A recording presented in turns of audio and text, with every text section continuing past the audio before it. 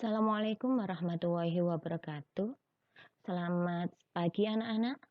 Senang sekali pada hari ini Bu Puspa mendapatkan kesempatan untuk menemani kalian belajar di hari ini. Baik anak-anak, pada 1 tahun ke depan saya akan menemani kalian untuk belajar OTK Humas dan Keprotokolan. Untuk pertemuan kali ini, adapun tujuan pembelajaran yang akan kita tempuh, yang pertama kalian akan dapat menjelaskan definisi dari keprotokolan. Kemudian yang kedua, kalian bisa untuk menjelaskan tentang asas keprotokolan. Yang ketiga, kalian bisa menjelaskan tujuan dari keprotokolan. Dan yang keempat, kalian akan menjelaskan tentang peran keprotokolan. Baik anak-anak, langsung saja.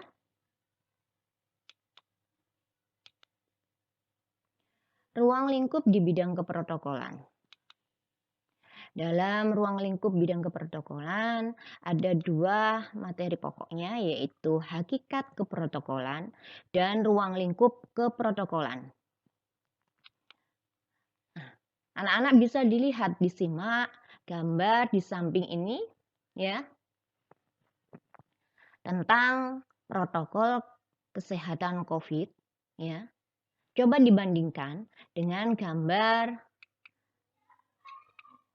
ini. Apa?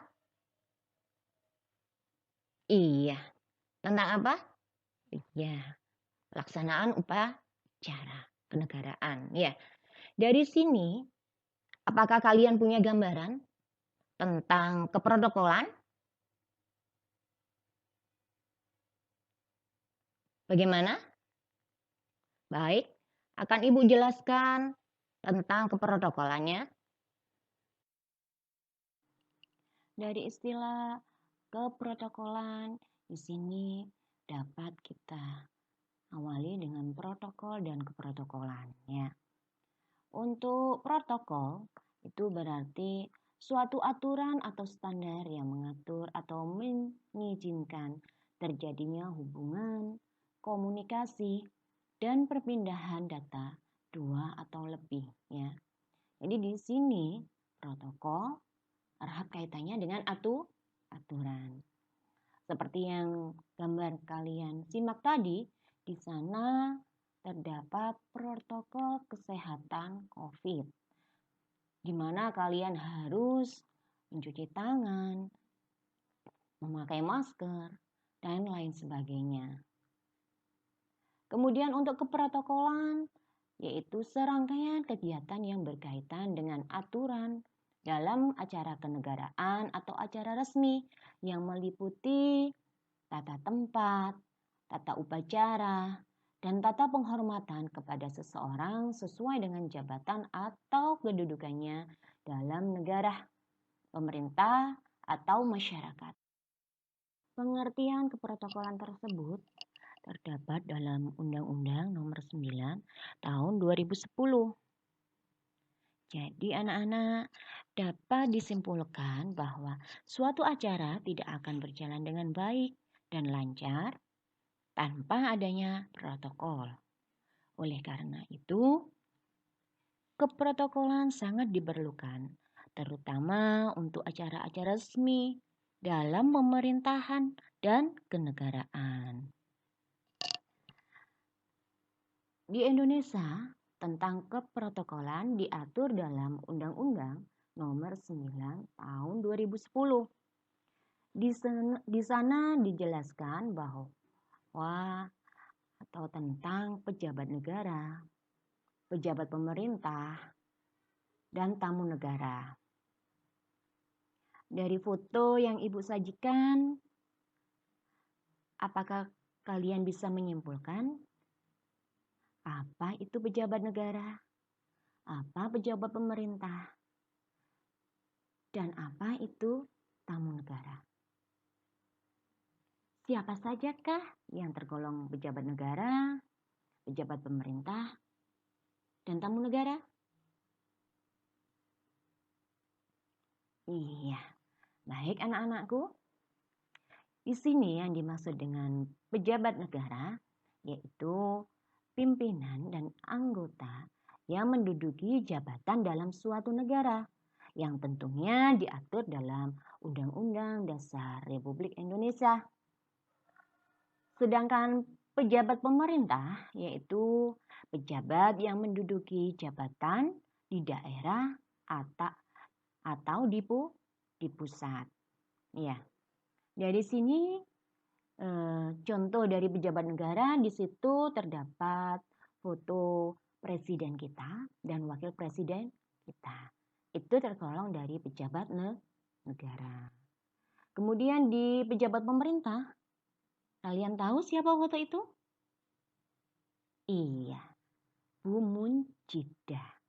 Ya, Bupati Jombang. Nah, itu tergolong dari pejabat pemerintah. Iya.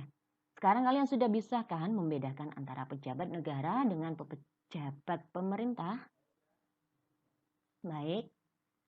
Kalau kalian sudah memahami, kita lanjut ke tamu negara. Tamu negara yang dimaksud yaitu pimpinan negara asing yang berkunjung ke negara Indonesia, baik secara pribadi ataupun dalam acara resmi.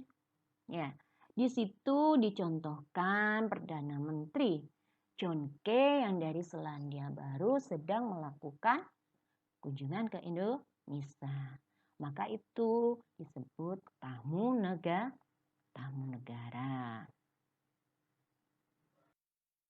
Sekarang kita berlanjut ke tujuan keprotokolan. Terdapat beberapa tujuan dari keprotokolan, yaitu sebagai berikut. Yang pertama, memberikan pedoman dalam melakukan suatu acara agar mampu berjalan dengan baik, rapi, tertib, teratur, dan lancar.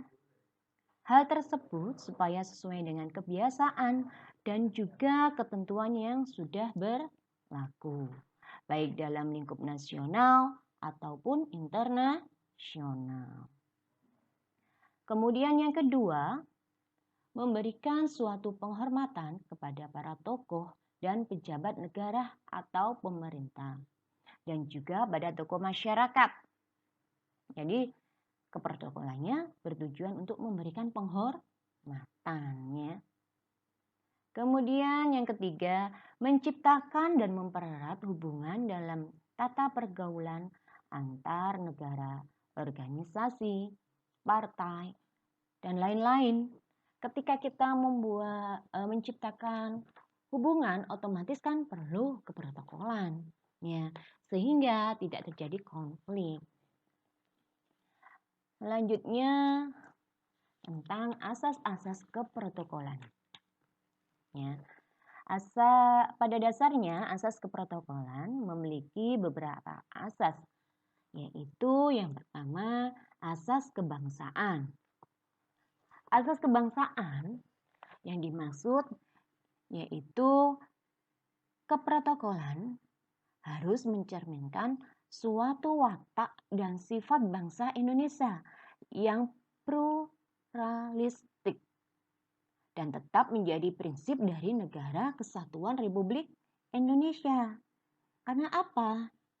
Seperti yang kita ketahui, negara Indonesia negara yang kaya akan budaya, penuh dengan keanekaragaman. Ya, seperti itu. Otomatis asas keprotokolan harus bisa mencerminkan itu semuanya.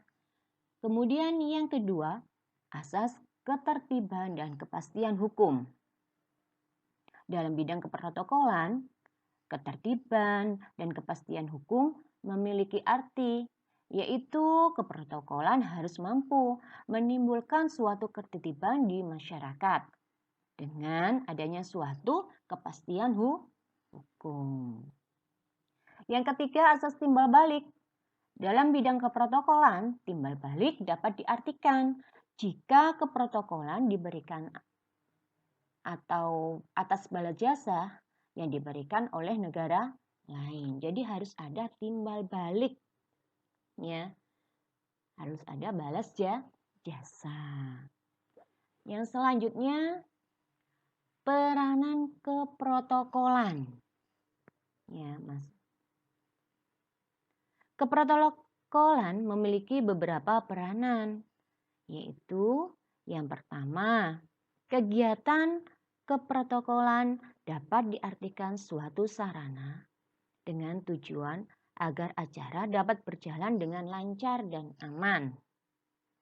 Dengan adanya keprotokolan diharapkan di sini ya bisa menjadi sarana atau wadah supaya kegiatan atau acara dapat berjalan dengan lancar, aman, terkendali. Kemudian yang kedua, mampu menjadi suatu koordinasi dan mediator. Ya, bisa untuk koordinasi dengan anggota yang lain, bisa menjadi mediator. Kemudian yang ketiga, kegiatan keprotokolan dijadikan suatu faktor penentu dari keberhasilan suatu acara. Ya. Sekilas kita lihat keprotokolannya bagus, otomatis suatu acaranya juga bisa berjalan dengan bagus atau bisa dikatakan berhasil. Kemudian yang keempat, menciptakan agar acara dapat berjalan dengan megah, hikmat, dan agung. Ya, dalam keprotokolan tadi kan ada aturan-aturan. Aturan-aturan tersebut bisa menciptakan ya kegiatannya megah, hikmat, dan agung. Kemudian kelima, kegiatan keprotokolan digunakan sebagai media untuk berkomunikasi dengan berbagai pihak yang terlibat dalam acara. Jadi bisa untuk sarana komunikasi. Dari sini anak-anakku ada yang kurang jelas? Bisa dimengerti? Iya. Sudah? Adapun tugas untuk kalian pada pertemuan kali ini ya, kalian membentuk kelompok yang beranggotakan 2 sampai 3 orang ya. Bersama dengan kelompok kalian, coba carilah dari berbagai literatur atau sumber mengenai perkembangan keprotokolan di Indonesia. Kalian tulis hasil dari diskusi kalian dalam bentuk PowerPoint. Kemudian presentasikan untuk minggu depan di kelas dengan menggunakan Google Meet. Ya, jadi minggu depan pertemuannya kita menggunakan Google Meet, kalian akan presentasi ya. Setelah itu, kalian upload hasil diskusi kalian, PowerPoint kalian di Google Classroom ya. Dapat dipahami? Baik. Sekian ya untuk pertemuan kali ini. Semoga kalian selalu sehat, jaga kondisi ya. Terima kasih anak-anak. Saya akhiri. Assalamualaikum warahmatullahi wabarakatuh.